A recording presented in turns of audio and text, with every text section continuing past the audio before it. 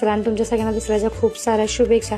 सकाळी फ्रेश वगैरे झाले आणि लगेचच ना देवाची भांडी वगैरे होती ना ती क्लीन करायला घेतली आणि तुम्हाला जे समोर फुले वगैरे दिसत असतील ना ते सगळे फुलाचे हार वगैरे ना मी रात्रीच करून ठेवला होता की मला माहिती होतं सकाळी होऊन माझी गडबड होणं, त्यासाठी मी हे काम रात्रीच करून ठेवलं होतं। माझे मिस्टर आणि माझा मोठा मुलगा दुर्गादेवला गेले होते, ते आल्यावरती पूजा करणार होते। त्याच्या अगोदर मला पूर्ण स्वयंपाक वगैरे रेडी करायचा होता।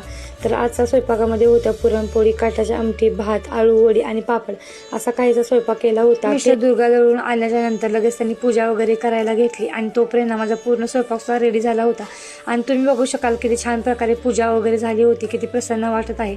आणि लगेच ना मी किचनमध्ये गेली आणि लगेच देवासाठी नैवेद्य सुद्धा काढून घेतला। देवाला नैवेद्य दाखवला व आम्ही सुद्धा सगळे जेवायला बसलो, कारण सकाळी ना कोणीच नाश्ता केला नव्हता आणि सगळ्यांना खूपच जास्त भूक लागली होती, म्हणून असं काहीच ताट तयार केलं होतं आणि आम्ही सुद्धा सगळे जेवायला बसलो। आजचा स्वयंपाक खूप छान झाला होता। संध्याकाळच्या वेळेला मध्ये शस्त्रांची पूजा करायची असते म्हणून वस्त्र वगैरे अंतरलं, सगळे शस्त्र मांडून वगैरे घेतली आणि त्यांची पूजा केली। आमचा कुलदैवत ज्योतिबा असल्यामुळे त्यांची सुद्धा पूजा केली आणि इथं सोनं आणलं होतं वाटण्यासाठी। इथली पूजा झाली आणि आम्ही ना खाली गेलो आणि आमच्या दीक्षाची पूजा होती ना ती सुद्धा करायला सुरुवात केली। दीक्षाला हार वगैरे घातला, हळदी कुंकू वगैरे वाहिलं, अगरबत्ती लावली आणि छान असा ना स्वस्तिक वगैरे काढला, नारळ वाढवला व आम्ही सगळ्यांनीच ना पहिल्यांदा मिस्टरांनी ओवायला सुरुवात केली, नंतर श्रीनी आणि नंतर मी। अशा प्रकारे आमच्या दीक्षेची सुद्धा पूजा झाली होती।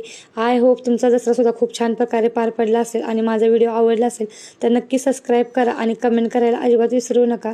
चला, धन्यवाद।